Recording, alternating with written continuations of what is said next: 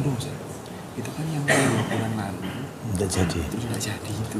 Jadi memang belum pernah ini. Kalau gitu untuk berikutnya aja. Oh, sekarang nggak kematian nggak ada. Oh iya sih. Gitu ya.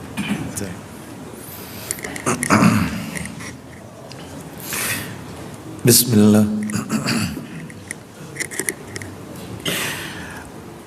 Assalamualaikum warahmatullahi wabarakatuh.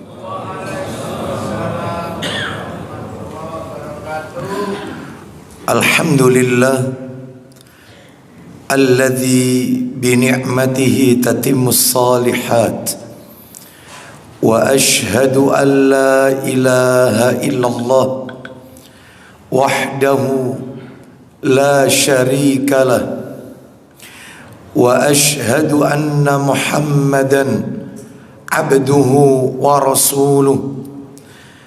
Ya ayyuhalladzina amanu taqullaha haqqa tuqatih wa la tamutunna illa wa antum muslimun, amma ba'du. Fa inna asdaqal hadisi kitabullah wa khairal hadi hadi Muhammadin sallallahu alaihi wasallam wa syarral umuri muhdatsatuha wa kullu muhdatsatin bid'ah wa kullu bid'atin dhalalah wa kullu dhalalatin finnar. Ikhwan wa akhwati fillah, bapak-bapak, ibu-ibu, kaum muslimin dan muslimah, jamaah salat subuh Masjid Nurul Iman yang semoga dimuliakan oleh Allah Subhanahu wa ta'ala.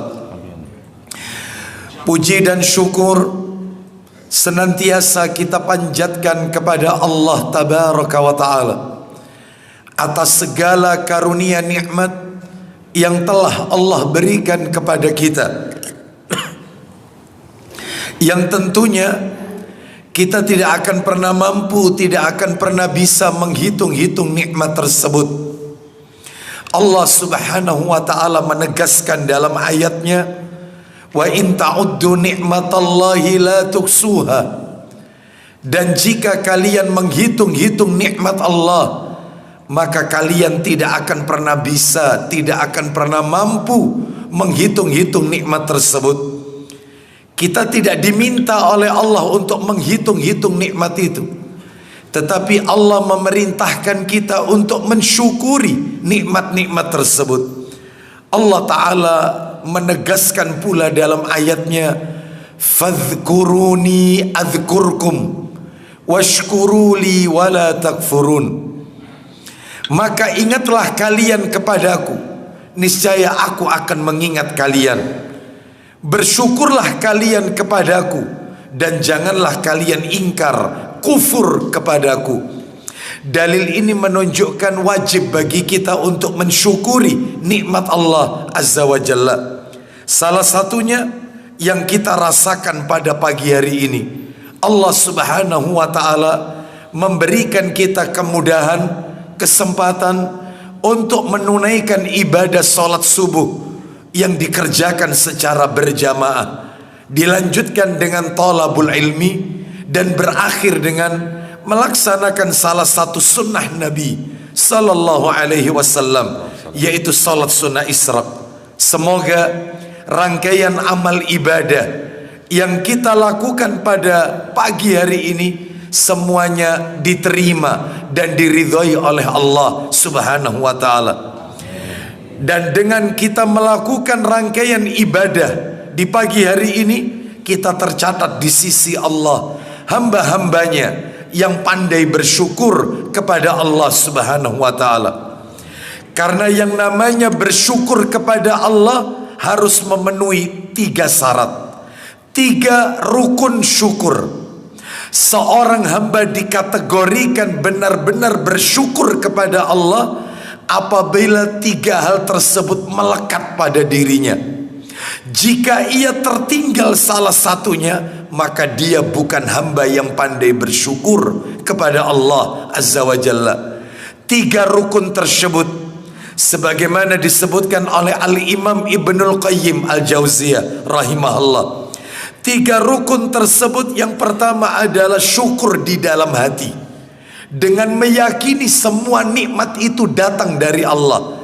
Kemudahan-kemudahan yang kita lakukan di pagi hari ini untuk beribadah kepada Allah harus kita tanamkan dalam hati, semua karena Allah. Allah berfirman, "Wa ma bikum min ni'matin faminallah." Dan nikmat apa saja yang ada pada diri kalian itu semua datang dari Allah.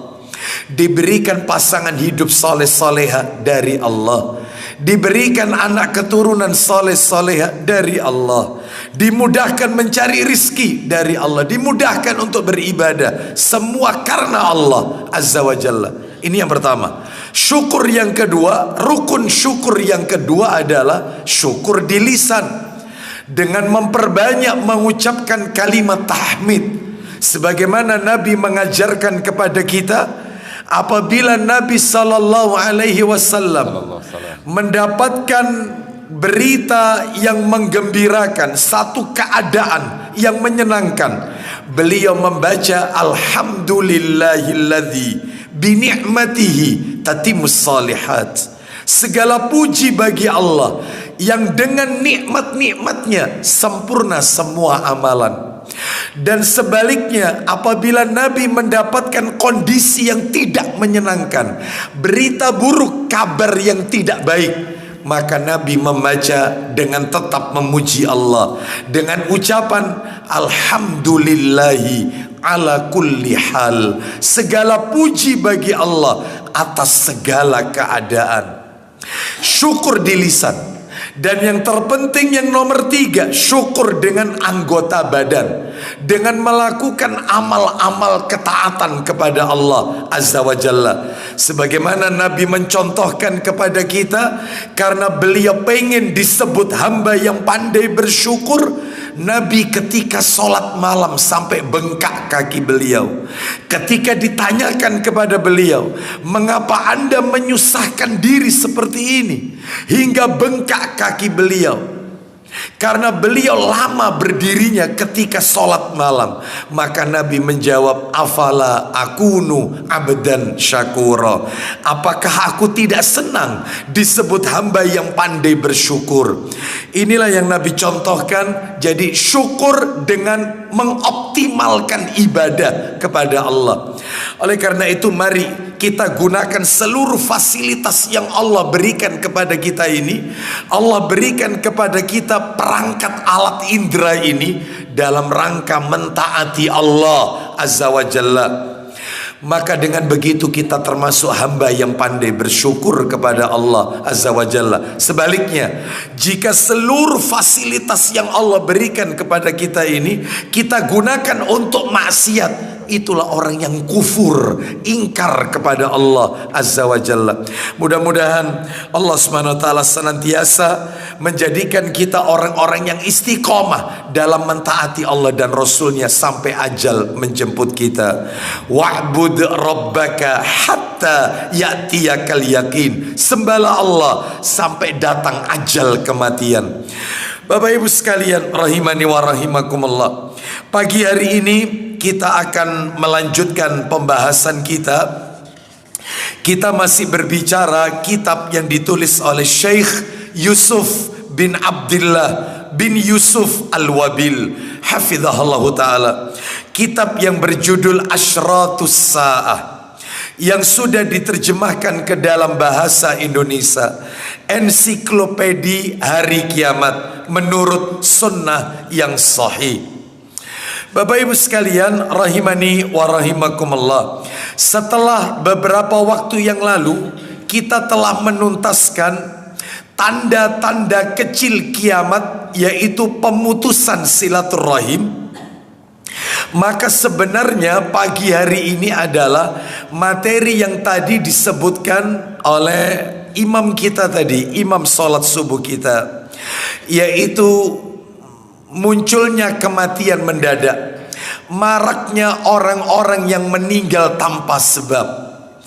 Namun materi itu insya Allah akan kami sampaikan pada kesempatan yang akan datang. Pagi hari ini kita tetap membahas tanda kecil kiamat, tapi di bab yang berbeda. Tanda kecil kiamat yang akan kita angkat ke permukaan pagi hari ini, kami berikan judul munculnya oknum pembela penguasa yang zalim. Munculnya oknum pembela penguasa yang zalim. Bapak Ibu sekalian rahimani wa rahimakumullah, mana dalilnya?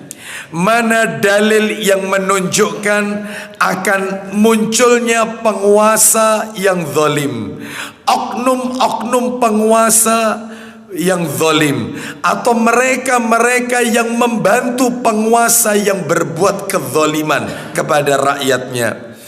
Dalilnya Bapak Ibu sekalian bisa kita lihat di dalam hadis riwayat Ahmad dan At-Tabrani, dalam kitab Sahih Targhib, dalam kitab Silsilah Hadis Sahih.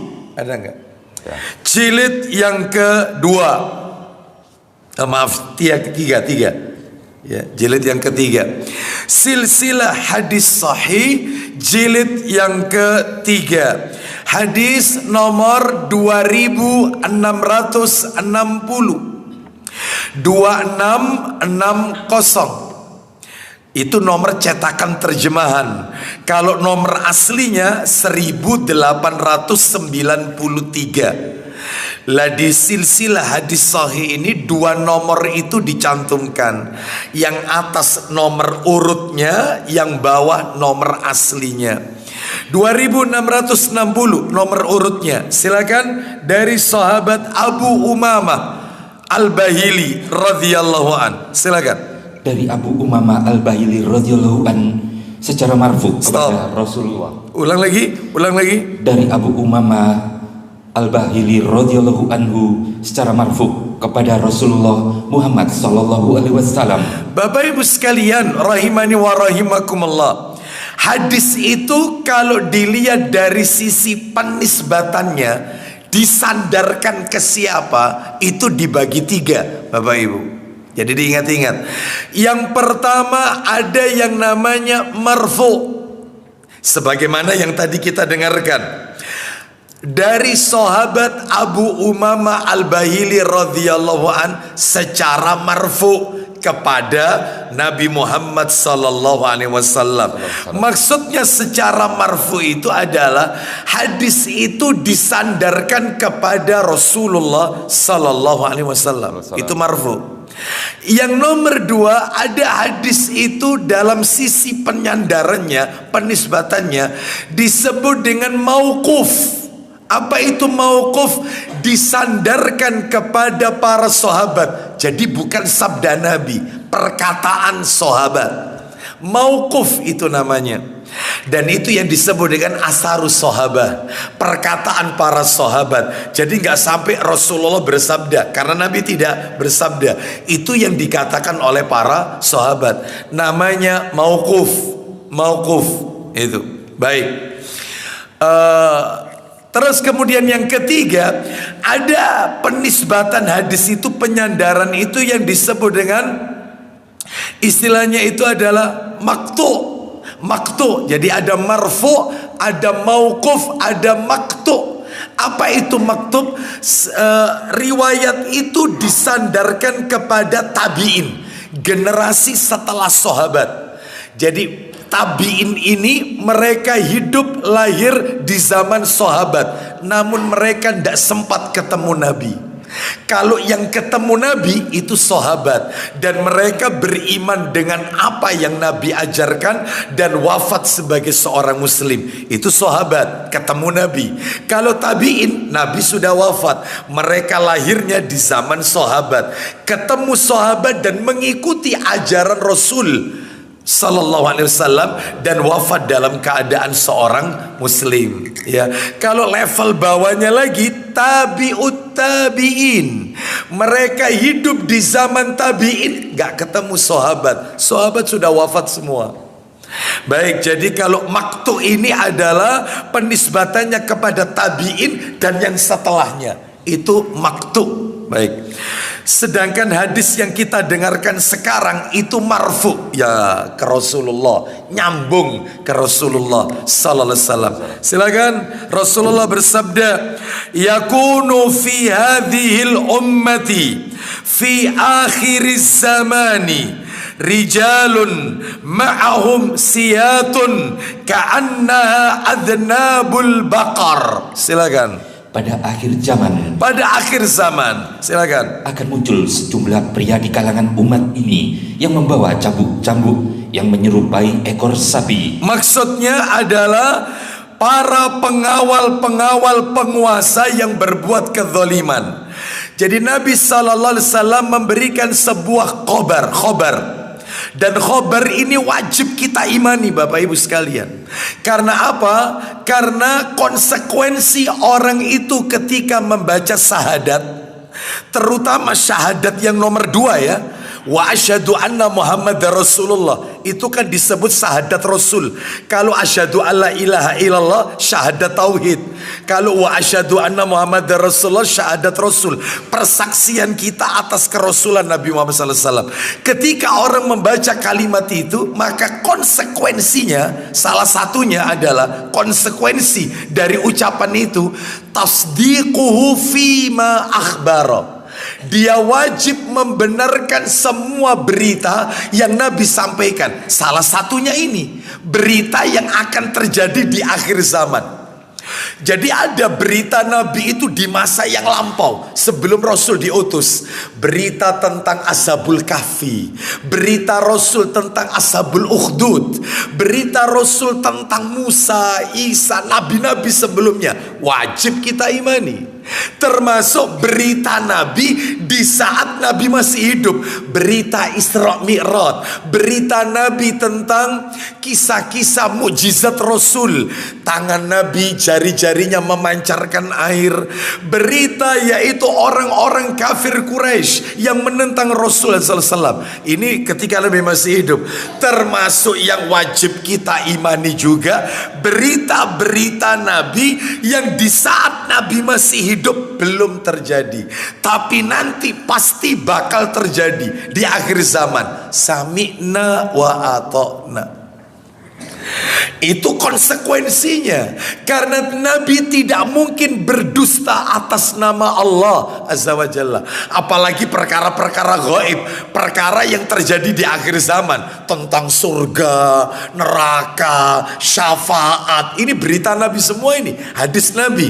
Berita tentang telaga Al-Kausar, berita Nabi tentang bidadari, berita Nabi tentang sirat, jembatan yang membentang di atas neraka, yang lebih halus daripada rambut, lebih tajam daripada mata pedang. Berita Nabi tentang malaikat, ya, dan seterusnya. Sami'na wa ata'na, termasuk berita tentang tanda-tanda kecil kiamat. Ya, ini yang barusan saya ulang terjemahannya. Nabi memberikan khobar, berita kepada kita pada akhir zaman nanti. Ya, nanti. Dan ini termasuk akhir zaman sekarang ini, ya.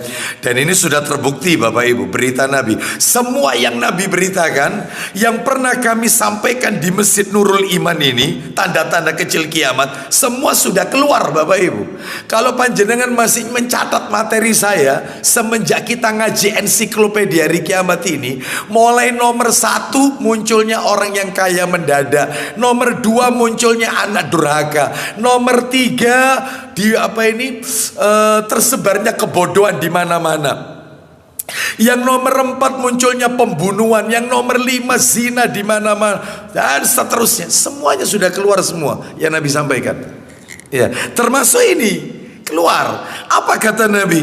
Pada akhir zaman akan muncul sejumlah lelaki dari kalangan umat ini yang membawa cambuk-cambuk menyerupai ekor sapi. Maksudnya apa? Maksudnya kata para alim ulama, akan muncul para pengawal-pengawal al-guju, atau muncul mereka ajudan atau apapun lah, pembantu-pembantu penguasa apapun itu, menteri kah atau siapapun dia, pembantu penguasa yang berbuat kezaliman. Nah, itu. Terus kemudian yakhduna fi sakhatillah. Silakan. Mereka menjalani pagi hari dalam kemurkaan Allah. Mereka menjalani di pagi hari mereka dalam kemurkaan Allah. Artinya mereka awali aktivitas di pagi hari itu dengan sesuatu yang membuat Allah itu murka, ya, dengan kebijakannya yang menyengsarakan rakyat, ya. Apa yang dia sampaikan membuat rakyat itu menjadi sulit menjalani kehidupan ini dan seterusnya. Lalu wayaruhuna fi ghadabihi. Silakan. Dan menghabiskan waktu petang dalam kemurkaan Allah. Ya, setiap harinya dalam kemurkaan Allah, di pagi hari, di waktu petang. Ya, dengan kebijakannya, dengan solusinya membuat rakyat itu terzalimi. Ya. Terus kemudian disebutkan dalam redaksi yang lain itu ada tambahan redaksi At-Tabrani. Kalau tadi redaksi Imam Ahmad, kalau redaksi At-Tabrani ditutup begini sabdanya Nabi. Di situ nggak ada. Ini redaksi tambahannya. Fa iyyaka antakuna min bitanatihim, maka hati-hatilah kalian agar tidak menjadi kelompok mereka. Hati-hati, jangan sampai kalian menjadi kelompok mereka, mendukung mereka. Jangan, hati-hati, karena jelas mereka menzalimi rakyat. Nah, itu ya, baik. Ini berita Nabi SAW. Ini pembicaraan yang sensitif sebenarnya Bapak Ibu sekalian. Apalagi ini adalah tahun-tahun, ya. Dan alhamdulillahnya Bapak Ibu sekalian, ya, alhamdulillahnya, ya, sebelum materi ini berjalan lebih jauh, ya, perlu Bapak Ibu ketahui bersama bahwasannya alhamdulillah saya dalam hal ini bukanlah seorang politikus. Iya, saya tidak berkecimpung dalam dunia politik, ya, atau saya menyampaikan materi ini tidak ada tendensi untuk melakukan pembunuhan karakter terhadap lawan politik dan seterusnya. Tidak ada. Jadi murni qala Allah wa qala Rasul. Ya, seperti itu. Baik, ini jangan-jangan nanti wah iki Ustadz iki ini ya menggiring. Enggak, tidak. Ya. Kalau Bapak Ibu pengen tahu, lihat kitabnya Ensiklopedia Hari Kiamat. Judulnya nanti di sub judulnya, daftar isi bukunya, munculnya oknum pembela penguasa yang zalim. Begitu bunyinya. Baik Bapak Ibu sekalian, rahimani wa rahimakumullah. Saya kasih dalil yang kedua lagi sebelum kita masuk materinya ini. Ini sebagai mukadimah.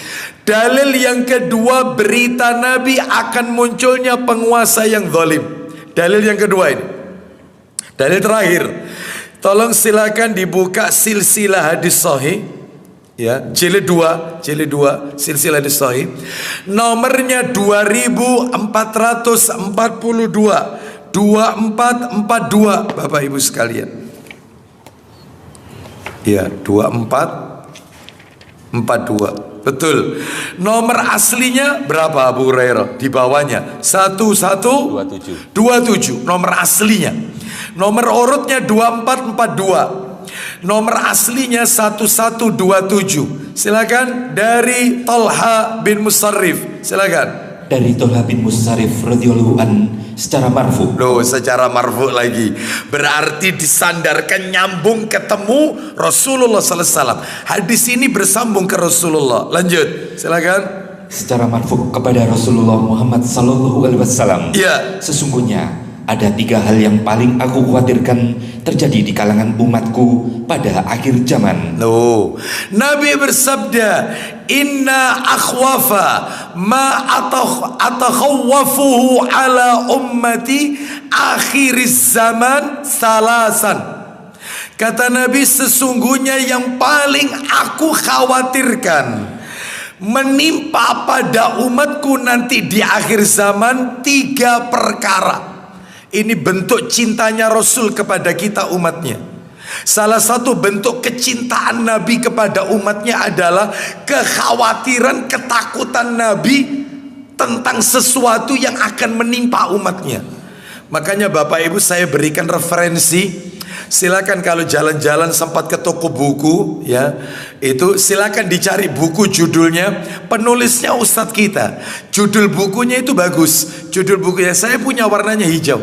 Judul bukunya Yang Nabi Khawatirkan Atas Umatnya. Penulisnya Ustadz Abu Yahya Badrus Salam, hafizahullah ta'ala.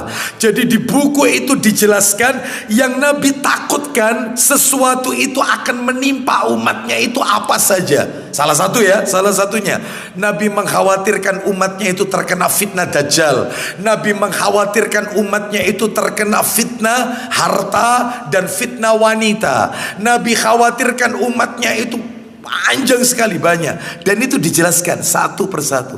Salah satunya ini yang Nabi sebutkan, aku mengkhawatirkan, yang paling aku takutkan menimpa umatku nanti di akhir zaman 3 perkara. Ternyata 3-tiganya kejadian kabeh, kedaden kabeh, semuanya keluar yang Nabi khawatirkan, keluar semua. Masya Allah, berita Nabi ini wahyu Bapak Ibu. Yang Nabi ucapkan ini wahyu. Apa itu 3 perkara tersebut? Yang pertama kata Nabi, akan muncul pada umat ini di akhir zaman imanan bin nujum. Silakan. Mempercayai bintang-bintang. Percaya dengan bintang-bintang. Loh, maksudnya beriman, berarti imanan, soalnya imanan bin nujum, beriman kepada bintang-bintang, yakin percaya dengan bintang. Maksudnya apa? Mereka menjadikan bintang itu, meyakini bahwasanya bintang itu punya pengaruh besar terhadap kejadian-kejadian yang ada di alam raya ini atau di muka bumi ini, atau punya pengaruh besar terhadap nasib seseorang. Itu terjadi, ya terjadilah. Sebagaimana kaum muslimin suka lihat itu di majalah atau koran, seperti apa ini, Aries, ya, Taurus, katanya ada bintang Gemini, Cancer, Leo, Virgo, ya, terus Scorpio, Libra. Ustadz kok apal? Dikasih tahu. Sagittarius, ya, itu dibaca, sesuaikan dengan tanggal lahirnya, bulannya apa, tanggalnya berapa, bintangnya apa. Oh ternyata asmara oke, keuangan lancar. Itu. Ini kalau kita dalam hati nih, dalam hati, lalu meyakini, kok cocok ya 40 hari sholat tidak diterima oleh Allah Azza wa Jalla. Beriman kepada bintang termasuk meyakini hujan turun itu karena bintang. Makanya Bapak Ibu mempelajari ilmu perbintangan itu kan ada 2. Yang pertama astrologi, yang kedua astronomi. Yang boleh dipelajari itu astronomi, yang nggak boleh itu astrologi, karena mengaitkan bintang itu dengan nasib seseorang, jodoh dan seterusnya. Ini berita gaib. Kalau astronomi nggak apa-apa, bintang dijadikan sebagai arah kompas, boleh menentukan arah kiblat, penunjuk arah di lautan dan di daratan, boleh, nggak apa-apa. Kan fungsinya bintang 3. Ingat-ingat ya, fungsi bintang itu diciptakan kan ada 3. Yang pertama penghias langit. Langit itu nampak cantik karena bintang. Bagus kalau di malam hari ada bintang, apalagi kalau kita di pinggir pantai, di lautan, ada yang kayak deket, ada yang jauh. Bagus, penghias langit. Yang kedua, alat pelempar syaitan. Jin-jin yang ingin mencuri berita gaib dari langit, maka bintang itu dijadikan alat pelempar syaitan. Loh, di mana itu dalilnya? Fungsi bintang itu penghias langit dan alat pelempar syaitan. Coba dibuka Quran surat Tabarok Al-Muluk surat 67. Surat 67 Al-Muluk ayat 5. Ini Bapak Ibu yang sering baca Al-Muluk bagus. Awal surat juz 29, ya, juz 29 ini surat 67 Al-Muluk ini.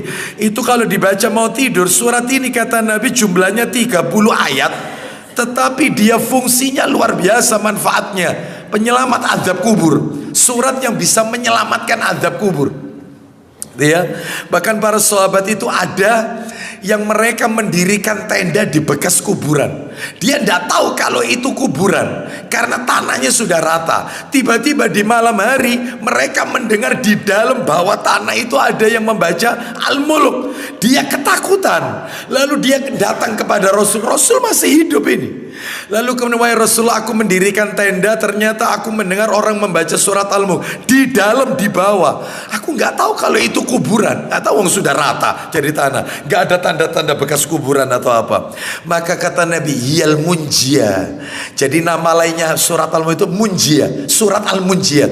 Hiya munjiyat tunjihi min adzabil qabr. Surat itu adalah surat penyelamat dari azab kubur. Ya, maka ya rutin tolong dibaca malam hari. Ya, ini surat yang melindungi seseorang dari azab kubur. Bahkan ada dalil juga yang mengatakan sahih dalam Sahih Targhib wa Tarhib jilid 3. Itu nanti bisa lihat daftar isinya, keutamaan surat Al-Mulk. Itu malaikat ketika datang, malaikat penanya kubur mendekat ke arah kepala ditolak. Ya, mendekat ke arah dadanya ditolak, mendekat ke arah kaki ditolak. Ditolak dengan apa? Dengan bacaan surat Al-Mulk yang dia baca, yang dia hafal. Penyelamat dari azab kubur ini. Dihafalkan. Tabarakalladzi biyadihil mulku wa huwa ala kulli syai'in qadir. Ini ayat yang ke-5 tentang fungsi bintang. Surat 67 ayatnya ayat 5. Allah Ta'ala berfirman, وَلَقَدْ زَيَّنَّا السَّمَاءَ الدُّنْيَا بِمَصَابِيحَ وَجَعَلْنَاهَا رُجُومًا لِلشَّيَاطِينِ وَأَعْتَدْنَا لَهُمْ عَذَابَ السَّعِيرِ. Silakan. Dan sungguh telah kami hiasi langit yang dekat dengan bintang-bintang. Kami hiasi langit itu dengan bintang. Fungsi bintang pertama penghias langit. Terus yang nomor 2, dan kami menjadikannya bintang-bintang itu sebagai alat-alat pelempar setan. Nah, alat pelempar syaitan. Makanya kalau kita pernah lihat di malam hari itu seperti ada bintang jatuh. Nah, itu untuk melempari jin yang ingin mencuri berita gaib, ya, dari langit. Dan Bapak Ibu mohon maaf, ya, mohon maaf. Jadi dulu di zaman Nabi dukun itu, dukun apapun namanya ya, dukun putih, dukun hitam, black magic, apa ini white magic, ya kan ada bedanya. Kalau white magic, dukun putih itu medianya pakai Al-Quran, pakai Al-Quran, pakai ayat-ayat Quran atau huruf-huruf Arab sungsang. Arab sungsang tahu? Ya, dibolak-balik. Jadi sin itu mesti begini, ini dibalik. Ya, huruf ba itu mestinya titiknya itu kan di bawah. Ini dibalik begini titiknya. Terus huruf angka-angka Arab 3, 7 atau 8, 9 apa? Tulis di kertas, dibuntel, ya, diikat pinggang, taruh. Ya, ya kayak gitu itu dukun putih. Ya, kalau dukun hitam pakai kemenyan, ya, kembang 7 rupa kan gitu ya. Nah, itu intinya sama, paranormal kah, ya, wong pinter kah, sama, ya.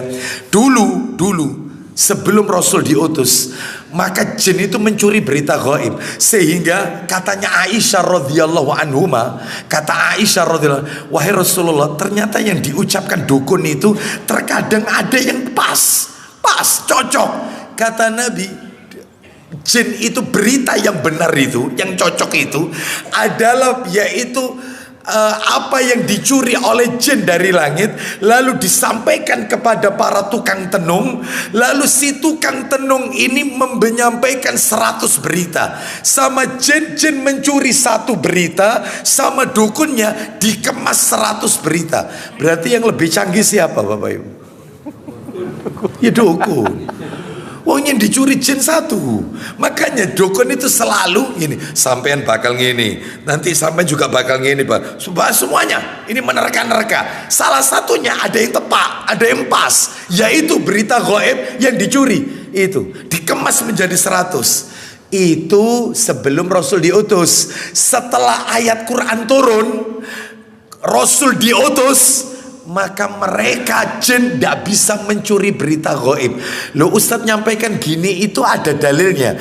Jin itu tidak bisa nyuri lagi berita gaib. Sehingga kalau sekarang bermunculan dukun yang suka menerka-nerka, sampean bakal ngini, engkau sampean jodoh sampean, pekerjaan sampean, dan seterusnya, berarti itu murni dari dia, bukan dari mencuri, berkolaborasi dengan jin yang mencuri berita. Iya, murni dari dukun, bukan jin, murni dari dia. Karena jin sudah mengatakan, kami jin tidak bisa lagi mencuri berita gaib. Setelah Quran turun, Rasul diutus. Loh, di mana ini dalilnya? Iya, sehingga kita bisa ngomong sama mereka. Jadi kalau ada dukun yang menerka-nerka, bujuk. Hoak. Ya, jadi mereka yang mengatakan weruh sadurunge winarah, tahu sebelum terjadi apa yang akan terjadi, sampean bakal ngene, sampean bojo dulu. Oke lah, sebelum Rasul diutus itu murni berita gaib. Tapi setelah Rasul diutus, mereka tidak bisa lagi. Jadi murni dari kata-kata mereka. Di mana itu dalilnya? Surat Al-Jin. Jinnya sudah ngaku sendiri. Ayo kita dengarkan pengakuan jin ya. Surat Al-Jin itu surat berapa? 72. Surat Al-Jin surat 72. Sebentar ya, sebentar, ini materinya nanti kita lanjutkan. Surat Al-Jin ayat surat 72.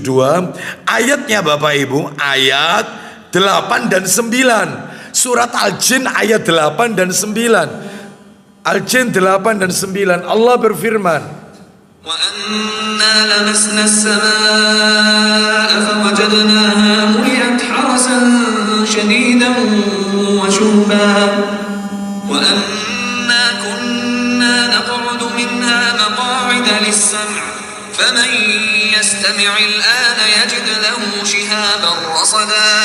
Silakan. Dan sesungguhnya kami jin telah mencoba mengetahui rahasia langit. Kami jin telah mengetahui rahasia langit. Terus, maka kami mendapatinya penuh dengan penjagaan yang kuat dan panah-panah api. Poinnya ayat 9-nya, silakan. Dan sesungguhnya kami jin dahulu. Ulang lagi. Dan sesungguhnya kami jin dahulu. Dahulu. Terus, dapat menduduki beberapa tempat di langit itu. untuk apa? Untuk mencuri dengar berita-beritanya. Terus pengakuan jinnya apa sekarang? Tetapi sekarang siapa mencoba mencuri dengar seperti itu, pasti akan menjumpai panah-panah api yang mengintai untuk membakarnya. Gak bisa lagi, jinnya ngaku. Ya, sekarang kami gak bisa. Jadi murni itu dukun. Ya, itu baik, kita lanjutkan ya. Nah, jadi yang dikhawatirkan Nabi tadi apa tadi? 3 perkara tadi yang akan muncul di akhir zaman. Yang pertama, umatnya akan beriman kepada bintang. Ya, baik, mempercayai bintang bisa merubah nasib seseorang atau terkait dengan nasib seseorang. Baik. Jadi terus fungsi bintang nomor 3, kan fungsi bintang ada 3. Yang pertama menghias langit, yang nomor 2 alat pelempar setan, yang nomor 3 kompas sebagai penunjuk arah. Yaitu fungsi bintang itu. Dalilnya di mana? Dalilnya Al-Qur'an, suratnya nomor 6 Al-An'am ayatnya 97. Coba dibuka surat nomor 6. Al-6 itu surat apa? Al-An'am ya. 97. Allah Ta'ala berfirman, Al-An'am 97. Wa huwa alladhi ja'ala lakumun nujuma litahtadu biha fi dhulumatil barri wal bahr. Qad fassalna al-ayati liqaumin ya'lamun.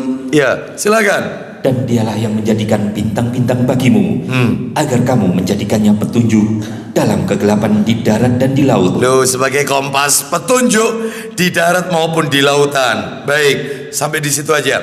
Bapak Ibu sekalian, terus kemudian bintang sudah, ya. Umat Nabi sallallahu alaihi wasallam akan beriman kepada bintang. Ini berita di akhir zaman. Yang kedua lanjutkan yang silsilah di sahih, yang Nabi takutkan umatnya tertimpa 3 hal di akhir zaman. Nomor 2 apa? Mendustakan takdir. Mendustakan takdir. Nabi sudah sampaikan, umatku nanti di akhir zaman ada yang juga mendustakan takdir. Kelompok Qadariyah.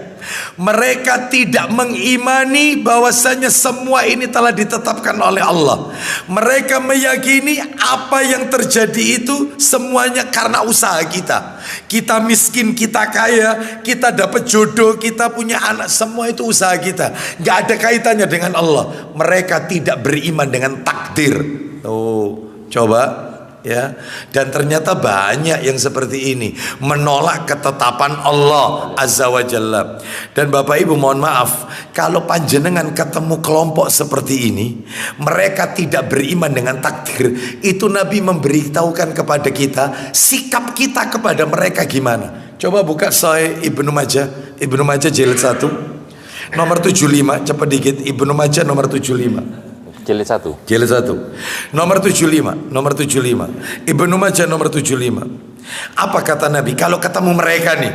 Jadi Bapak Ibu kalau ketemu mereka, orang-orang yang menolak takdir, gak percaya dengan qadha dan qadar, gak percaya dengan rukun iman nomor 6, ya silakan. Ayo. Dari Jabir bin Abdullah radhiyallahu an, Rasulullah sallallahu alaihi wasallam bersabda, isinya, sesungguhnya Majusi dari umat ini adalah para pendusta terhadap takdir Allah. Majusi pada umat ini yang akan menyerupai Majusi itu adalah mereka yang menolak ketetapan Allah. Terus lanjut. Jika mereka sakit, kalau mereka sakit, maka janganlah menjenguk mereka. Jangan dijenguk kalau sakit. Orang-orang model kayak gini, jangan dijenguk. Terus itu sakit. Nah kalau meninggal, jika mereka mati, maka janganlah kamu mengantar jenazah mereka. Jangan diantar ke jenazahnya ke kuburan. Terus kalau ketemu gimana? Jika kalian bertemu mereka, maka jangan memberi salam kepada mereka. Jangan ucapkan assalamualaikum sama mereka. Itu sikapnya ya. Kalau ketemu ada orang dia tidak beriman dengan takdir, karena semua itu upaya kita, ya. Semua itu nggak ada takdir itu. Semua nasib kita gimana itu ya usaha kita. Ini kalau sakit jangan dijenguk. Terus kemudian kalau meninggal jangan diantar, jangan disolati, jangan diantar ke jenazahnya. Terus kalau kemudian dia ketemu, maka jangan menyampaikan salam. Lah kalau dia menyampaikan salam, wajib kita jawab. Karena menyampaikan salam itu, karena menjawab salam itu hukumnya wajib. Kalau menyampaikan salam itu hukumnya sunnah. Kita lanjutkan kembali ke materi kita. Jadi 2 dalil sudah saya sampaikan ya. Berita Nabi akan muncul penguasa, oknum penguasa yang zalim. Selesai. Sekarang kita masuk yaitu materi intinya. Lu dari tadi belum? Belum. Supaya urut materi ini tentang tanda kecil kiamat munculnya oknum pembela penguasa yang zalim ini, urut kita kaji. Materinya saya bagi 3 Bapak Ibu. 3. 1. Yang pertama ini dalil yang memberitahukan kepada kita bahwa pemimpin yang zalim atau oknum penguasa yang zalim, oknum pembela penguasa yang zalim mendapatkan ancaman neraka. Mendapatkan ancaman neraka atau termasuk dosa besar. Saya ulang, dalil-dalil yang menunjukkan tentang penguasa yang zalim atau oknum pembela penguasa yang zalim mendapatkan ancaman neraka atau termasuk dosa besar, ancaman dosa besar. Itu yang pertama Bapak Ibu. Yang nomor 2, tips memilih pemimpin yang ideal. Nah ini horor ini. Horor ini. Horor. Politik. Tips kiat-kiat memilih pemimpin yang ideal.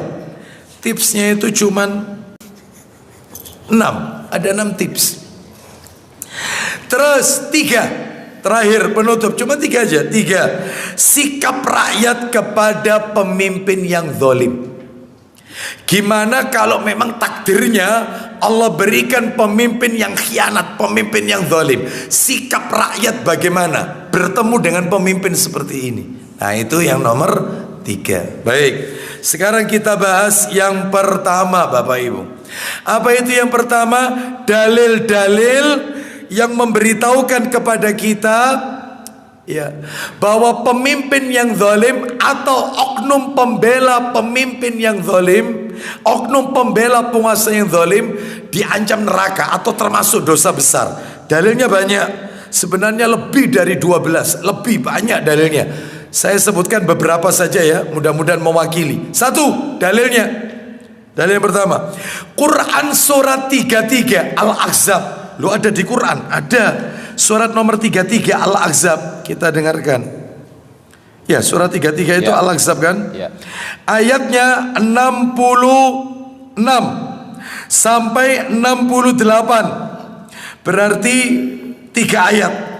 66 sampai 68. Kita dengarkan. Allah berfirman, يوم تقلب وجوههم في النار يقولون يا ليتنا أطعنا الله وأطعنا الرسولا وقالوا ربنا إنا أطعنا سادتنا وكبراءنا فأضلونا السبيلا ربنا آتهم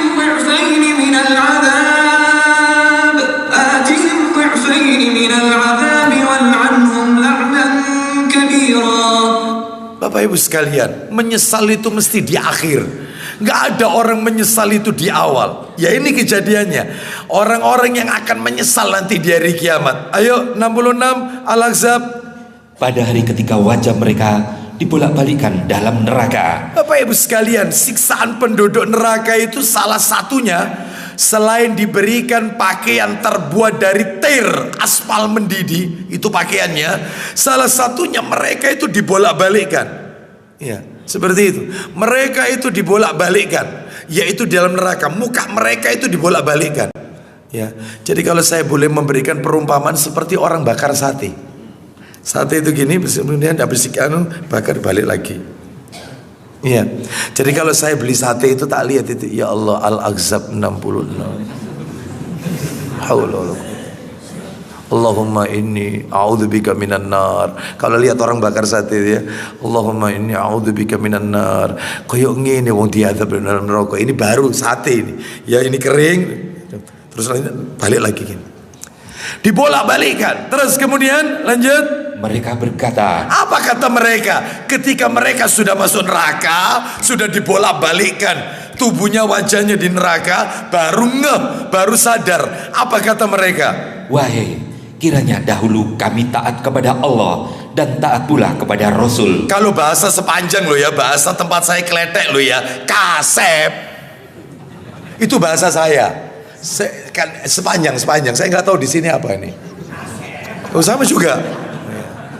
Begitu sudah dibolak-balik, baru dia sadar, wahai, kenapa dulu kami tidak taat sama Allah, tidak taat sama Rasul. Nasi sudah jadi bubur, giliran sudah masuk neraka sadar. Terus apa kata mereka? Ini pengakuan mereka, pengakuan penduduk neraka. Ayo. Dan mereka berkata, apa kata mereka dalam neraka itu? ya Tuhan kami, sesungguhnya kami telah mentaati para pemimpin. Rungano,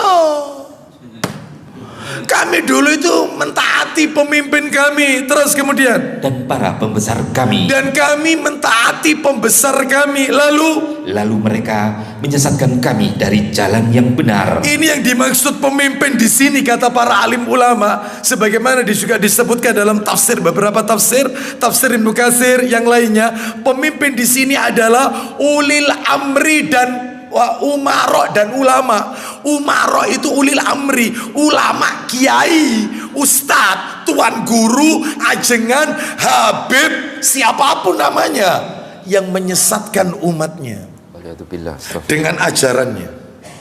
Ini nanti umatnya, ya Rabb, kami sudah mentaati mereka, lalu pakai istilah surgononot.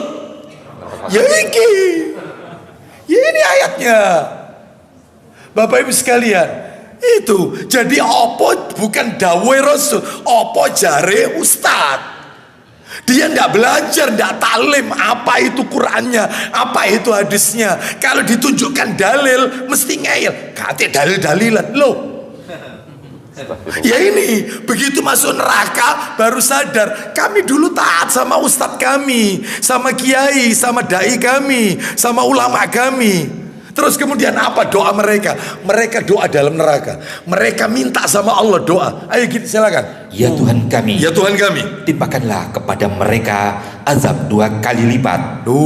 timpakan kepada mereka ya Allah, ustadku, kiaiku, ya habibku, apapun itu, siapapun namanya, siapapun itu gelarnya, apapun gelarnya, 2 kali lipat ya Allah, karena dia yang sudah nyesatkan aku seperti ini gara-gara ikut ajarannya. Wah koyo horor ini. Insya Allah bulan depan gak ngaji mana begini. Gak apa-apa ya. Mudah-mudahan dapat pengganti yang lebih baik kan gitu ya. Bapak Ibu sekalian rahimani wa rahimakumullah. Jadi hati-hati ya, termasuk umarok, pemimpin dan seterusnya, ulil amri. Maka inilah yaitu surat Al-Ahzab ayat 66 sampai 68. Terus belum selesai, dan laknatlah mereka dengan laknat yang besar. Sudah didoakan, ini yang doa ini penduduk neraka, yaitu siksa mereka double 2 kali lipat. Terus laknat mereka dengan laknat yang besar ya Allah. Kutuklah mereka dengan karena mereka yang menyesatkan kami. Nah itu ya. Baik, itu dalil pertama. Dalil kedua, kita tambah horor ini nanti. Dalil yang kedua adalah semuanya hadis. Sahih Targhib jilid 4. Sahih Targhib jilid 4. Sahih Targhib jilid 4, nomornya 2185. Mohon maaf, 21 ya 2185 betul. 2185. Kita dengarkan ayat dari Abu Dzar radhiyallahu anhu. Silakan. Dari Abdullah bin Mas'ud. 2185. Coba silakan. Dari Abdullah bin Mas'ud radhiyallahu an, dia menuturkan Rasulullah sallallahu alaihi wasallam telah bersabda. Nah ini. Sesungguhnya. Stop. Iya. Oh yang bawah itu nanti nggak apa-apa. Nanti tetap aja. Rasulullah SAW bersabda, Inna asyadda ahlin nari adzaban yaumal qiyamah man qatala nabiyan. Silakan. Sesungguhnya penghuni neraka yang paling berat azabnya pada hari kiamat adalah orang yang membunuh nabi. Au qatalahu nabiyun. Silakan. Atau yang dibunuh oleh nabi. Bawahnya lagi ada itu. Terus wa imamu dhalalatin. Silakan. Dan bawahnya. Dan ada 4 manusia. Tuh bukan sebelumnya. Dan diriwayatkan oleh Al-Bazzar. Hanya saja ia menyebutkan ya wa imamu dhalalatin. Silakan. Dan diriwayatkan oleh Al-Bazzar dengan sanad sahih. Hanya saja dia menyebutkan dan pemimpin kesesatan. Nah seperti itu. Jadi penghuni neraka yang paling berat azabnya 3 orang. Paling berat ini, siksaannya paling berat. Yang pertama adalah mereka yang membunuh para nabi. Yang kedua, orang yang dibunuh oleh nabi. Itu paling berat itu. Loh siapa orang yang dibunuh oleh orang-orang kafir, termasuk mereka yang mengaku sebagai nabi, seperti Musailamah Al-Kadzab. Dia ngaku nabi pada saat nabi masih hidup. Musailamah Al-Kadzab itu dia ngaku nabi sebagai nabi akhir zaman pada saat nabi masih hidup itu. Dan itu nasibnya ujung-ujungnya dibunuh, Musailamah Al-Kadzab. Itu bahkan dia membuat tandingan Al-Qur'an. Ya, jadi kalau dalam Al-Quran kita, Quran versi kita itu ada surat Al-Fil. Ya, Al-Fil. Alam tara kaifa fa'ala rabbuka bi ashabil fil. Itu versi kita. Sedangkan versinya Musailamah Al-Kadzab enggak. Dia buat ayat tandingan. Judulnya sama, Al-Fil, tapi isinya Al-Fil. Wa man fil. Wa ma adraka mal fil. Lahu qurtumun tawil walahul zail. Gajah. Apa itu gajah? Tahukah kalian apa itu gajah? Lahu qurtumun tawil. Gajah belalainya panjang. Walahul zail, dan ekornya juga panjang. Gak pakai turun ayat kayak begini, orang sudah tahu di kebun binatang kalau gajah. Itu versi Musailamah Al-Kadzab. Kadzab. Ya, namanya saja Musailamah Al-Kadzab julukannya, pembohong dusta. Itu dibunuh, ngaku nabi itu dibunuh. Orang ngaku nabi. Baik. Lah itu termasuk dosa besar dan itu azabnya berat. Satu orang yang bunuh nabi, dua yang dibunuh oleh nabi, yang ketiga pemimpin yang menyesatkan. Lah pemimpin itu dua modelnya, ya umaro, ya ulama. Itu pemimpin umat soalnya. Itu hati-hati. Ini dosanya berat. Ya, baik. Siksaannya berat. Terus sekarang dalil nomor 3. Dalil nomor 3 2186. Saya targhib wa tarhib 2186. Urut dari Abu Hurairah radhiyallahu an. Silakan. Dari Abu Hurairah radhiyallahu an, dia menuturkan, ya, Rasulullah sallallahu alaihi wasallam telah bersabda, arba'atun yubghidhuhumullah al-bayya'ul halaf wal faqirul mukhtal wasyaikhus sani wal imamul jair. Silakan. ada 4 manusia yang Allah murka kepada mereka. Ada 4 orang yang dimurkai oleh Allah Azza wa Jalla. Siapa itu Abu Hurairah? Silakan. Yaitu pedagang yang mengobral sumpah. Pedagang yang suka ngobrol sumpah, dikit-dikit wallah, dikit-dikit demi Allah. Sudahlah Pak, ini barang saya ini sudahlah sampean ambil. Demi Allah saya itu ndak ambil, untung banyak kok. Iya, demi Allah lagi. Demi Allah Pak, ini barang ini limited edition. Ya, ndak ada lagi sampean kalau punya barang ini, wes tak jamin. Kalau nak wong duwe, wis aku wani sumpah. Ya. Itu no, apalagi sumpahnya ngawur, ditambahi sumpah demi Rasulullah. Loh. Ya, syirik ini. Masuk syirik. Ini ada lagi sumpah selain nama Allah, menyebut selain nama Allah. Itu jangan-jangan bersumpah. Katakan aja yang jujur, ya. Terus kemudian yang kedua, siapa yang dimurkai oleh Allah? Nomor 2, orang fakir yang menyombongkan diri. Fakir sombong. Ya. Sudah fakir sombong. Soge sombong.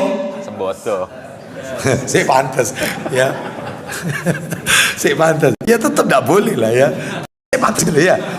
Tetap nggak boleh. Lo sombong itu apa? Sombong itu batorul haq wa ghamtun nas. Sombong itu menolak kebenaran, menganggap remeh orang lain.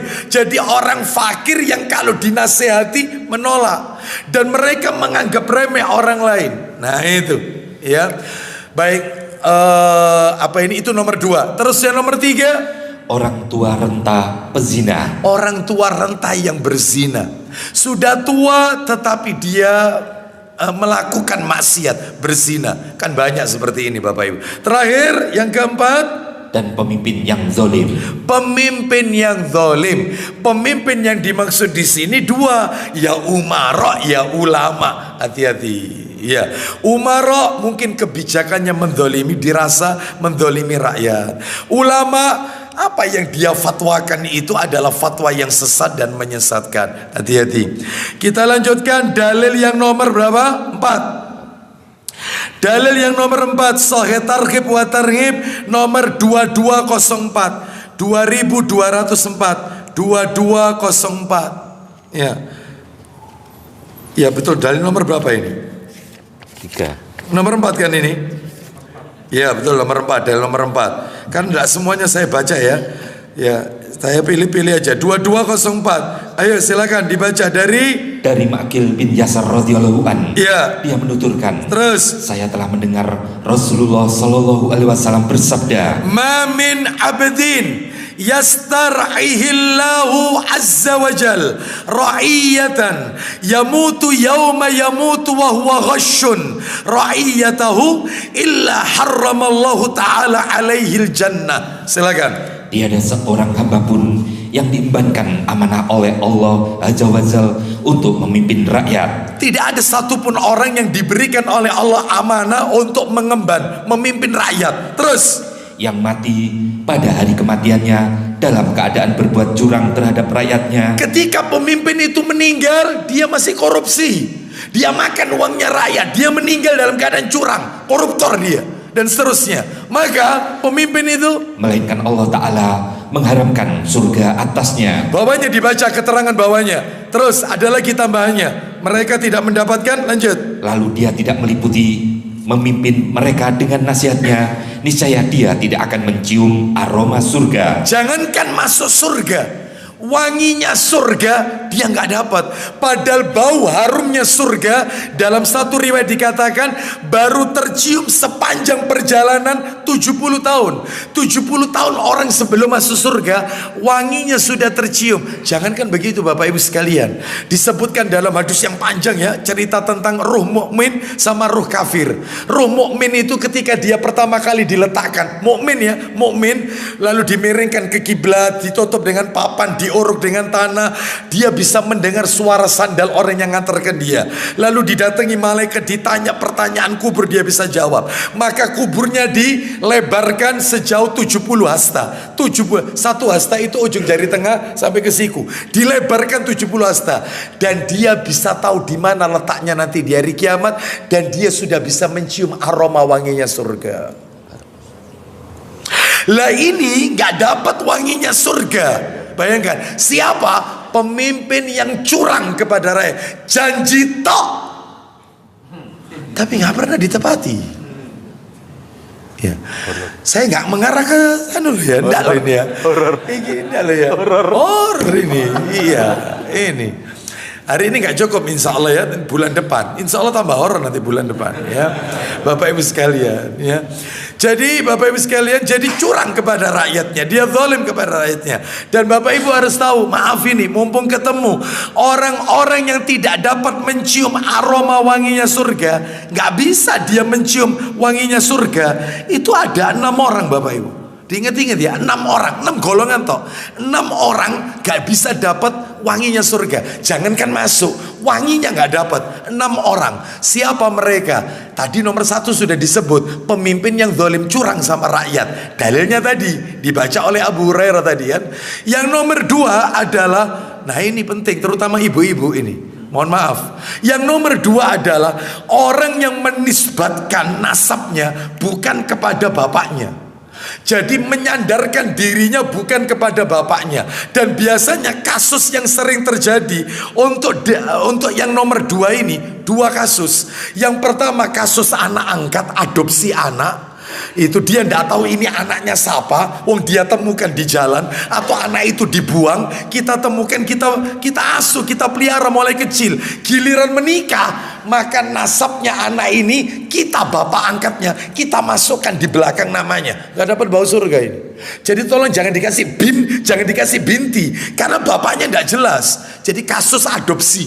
Yang kedua kasus wanita menikah. Wanita ketika menikah, di belakang namanya nama suami, mestinya itu nama bapaknya, nggak dapat bau surga itu nanti. Iya, seperti namanya, mohon maaf ini, apalagi di masyarakat lebih terkenal pakai nama suami, Bu Bambang, Bu Joko, ya, Bu Dilip, nama saya Dilip. Ya habis gitu aja, Bu Hasan, Bu Ahmad. Kenapa tidak namanya? Apalagi dicantumkan lagi. Ya, contoh kayak siapa ya? Wanita itu namanya Farida. Lalu kemudian nama bapaknya Farida ini misalnya Abdullah. Mestinya kan Farida Abdullah. Ini ndak. Suaminya dia menikah, suaminya namanya Hasan. Farida Hasan. Nggak boleh. Ya. Ayo, banyak ndak kayak gini. Nggak dapat bau surga itu.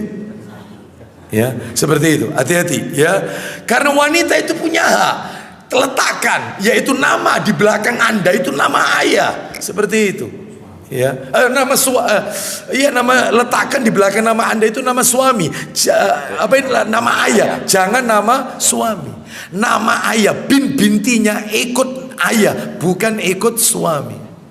Atau yang bagus itu pakai kunyah sajalah. Ummu siapa nama anaknya? Apa harus anak laki-laki? Enggak. Memang orang Arab punya kebiasaan, kalau mereka punya anak perempuan, nomor 1 perempuan, nomor 2 perempuan, mereka enggak pakai kunyah.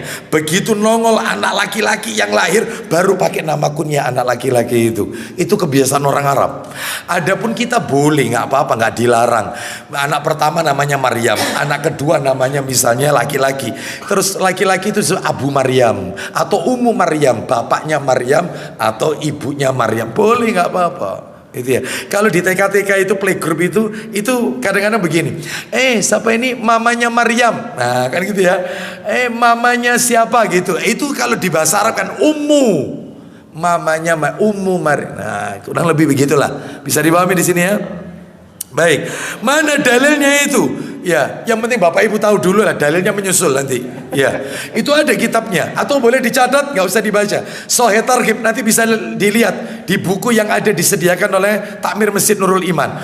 Yang tentangnya nomor 2, menisbatkan namanya, menisbatkan nasabnya bukan kepada ayahnya, seperti itu. Itu Sahih Targhib wa Tarhib nomor 1983 1983. Nanti dibaca sendiri. Yang nomor 3, yang tidak dapat bau surga. Ini cuma sekedar tambahan aja.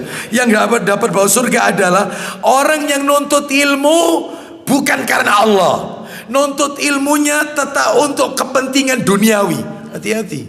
Menuntut ilmunya untuk kepentingan duniawi, tidak karena Allah. Contohnya, nuntut ilmu untuk kepentingan duniawi, tidak karena Allah. Ya contohnya misalnya, mestinya menuntut ilmu itu kan dalam rangka untuk mengikis kebodohan yang ada dalam dirinya, supaya kita lebih kenal, supaya kita ini lebih takut kepada Allah, supaya kita lebih mengikuti petunjuk Rasul. Mestinya gitu niatnya. Ini tidak. Daripada sumpah di rumah, mending ke pengajian, ketemu sama teman-teman. Nah itu ada niatnya gitu. Yang kedua, daripada dagangan gak laku-laku ini, mending tak gawe pengajian, barangkali ada yang minat. Tuh, berarti niat dagang ini. Ya dagang ini ya, bukan niat taklim ini awal. Ya, memang betul niat taklim, tetapi disertakan awal dia itu bukan karena Allah. Yang ketiga, niatnya menuntut ilmu adalah yaitu mending ke masjid oleh kotaan, oleh sarapan.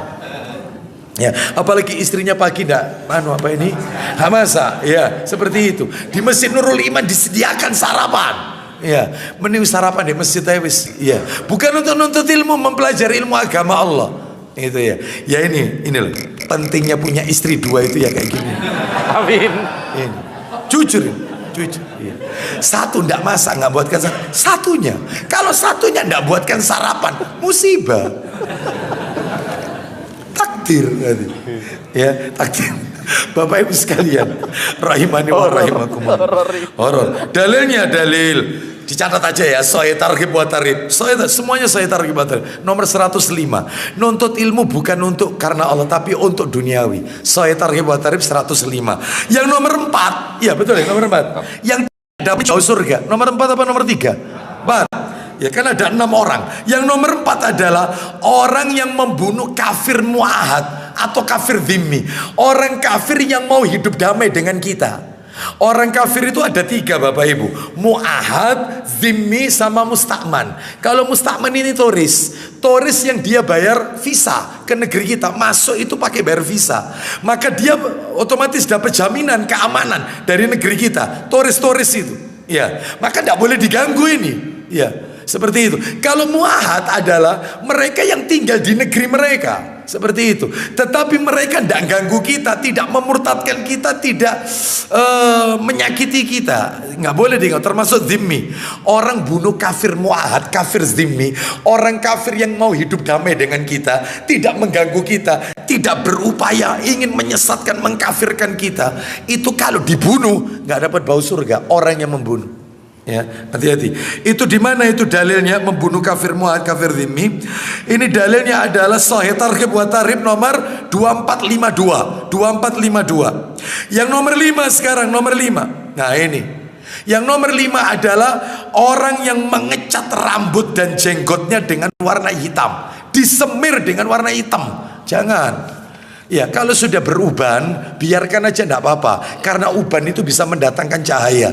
Kalau kelihatan tua, khawatir nanti apalagi seorang wanita, khawatir nanti penampilannya kurang di depan suami, maka silakan diberi pewarna lain seperti dari henna atau katam, dari jenis tumbuhan. Jadi bukan apa itu di bleaching atau di apa, pakai zat-zat kimia. Jangan.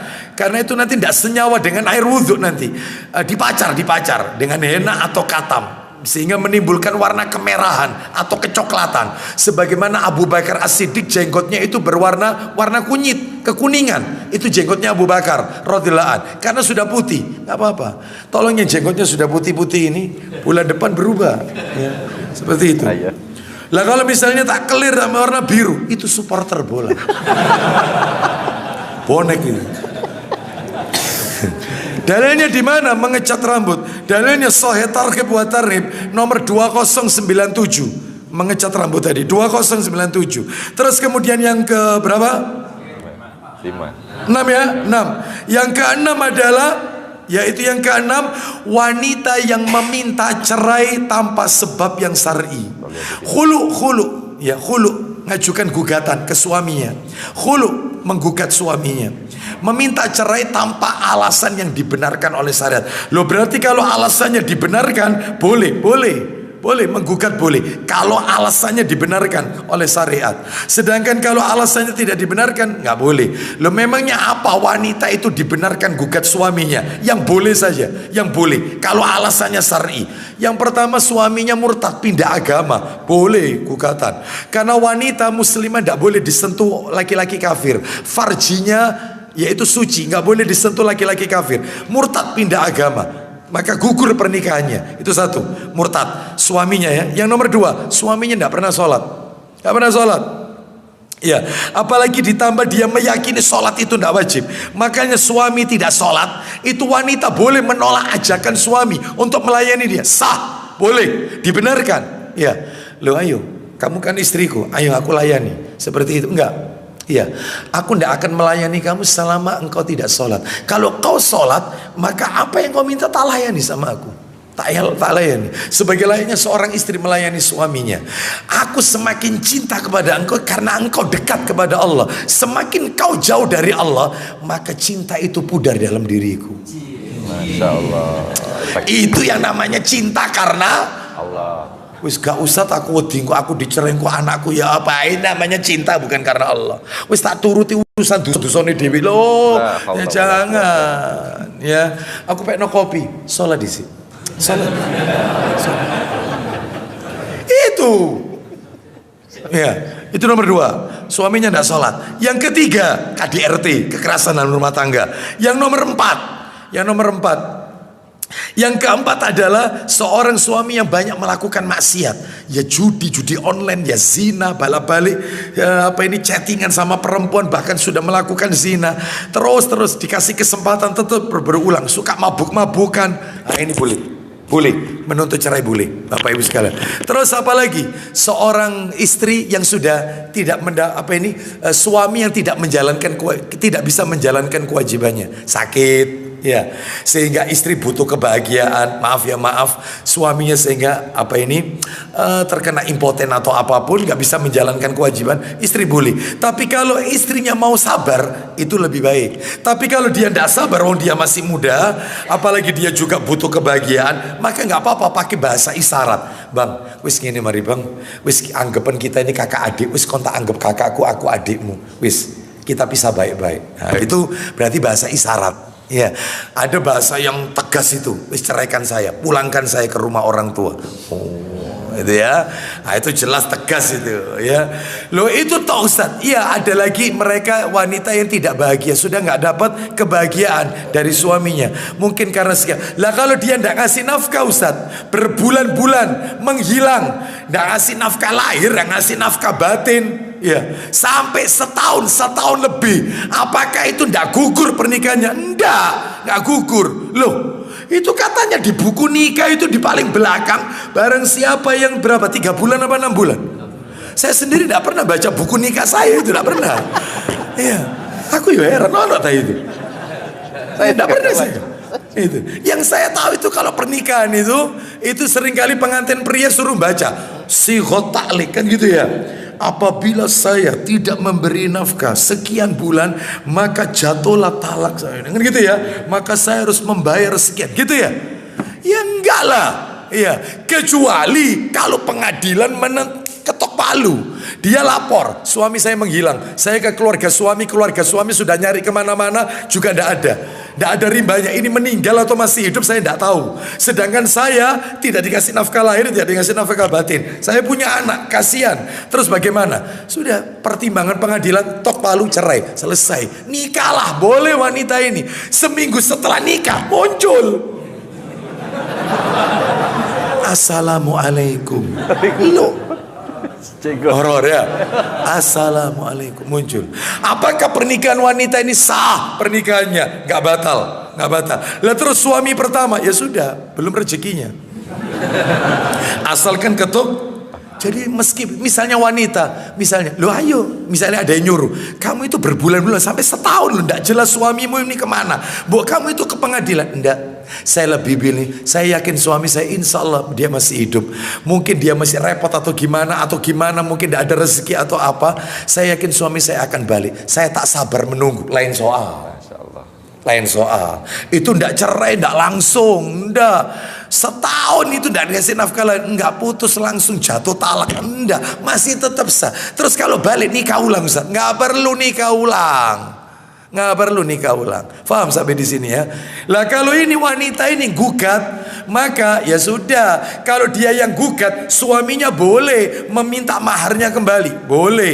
Yang sudah tak kasihkan kamu itu, bawa sini. Ya, aku dulu kasih kamu mahar sekian. Kamu dulu pernah tak masukkan rumah sakit, begini ini, itu tak minta. Itu biaya kamu tak belikan mobil, tak minta. Itu hanya suami. Ya. Oh ngono Ustaz, kurung Ustaz. Iyalah. Karena dia yang gugat. Seperti itu. Kecuali kalau suami yang menceraikan, baru tidak boleh diminta kembali, nggak boleh. Mahar itu sudah haknya istri. Seperti itu. Karena suami yang melakukan itu, yang menceraikannya itu. Ada seorang wanita, wis Ustaz apa yang dia minta, ya itu tak kasihkan. Wis saya yang penting tidak mau lihat mukanya lagi. Wis yang penting supaya hidup saya ini saya bisa sama anak-anak saya. Wis dia minta ini semua, diminta kasihkan semua. Sudah. Supaya saya hidup saya tenang, saya tidak kepikiran, supaya tidak stres. Itu sampai ada yang kayak begitu. Karena diminta semua sama suami. Oleh karena itu, maka hati-hati wanita, jangan suka meminta cerai. Ya, misalnya suami Anda seperti itu, ya melakukan penyimpangan, maka sabar. Ya, karena disitulah surganya. Ya, berbahagialah ibu-ibu yang punya suami yang menjengkelkan. Karena itu ladang amal. Ya. Suami Anda soleh ya. Di mana ladang amalnya? Betul tidak? Ya. Bagi suami, ya, kalau punya istri yang menjengkelkan, sabar. Ini saya tiga. Sabar. Ya, sabar itu tidak ada batasnya. Ya. Yang jelas menafkahi satu orang pahalanya besar. Menafkahi lebih dari satu orang Lebih besar.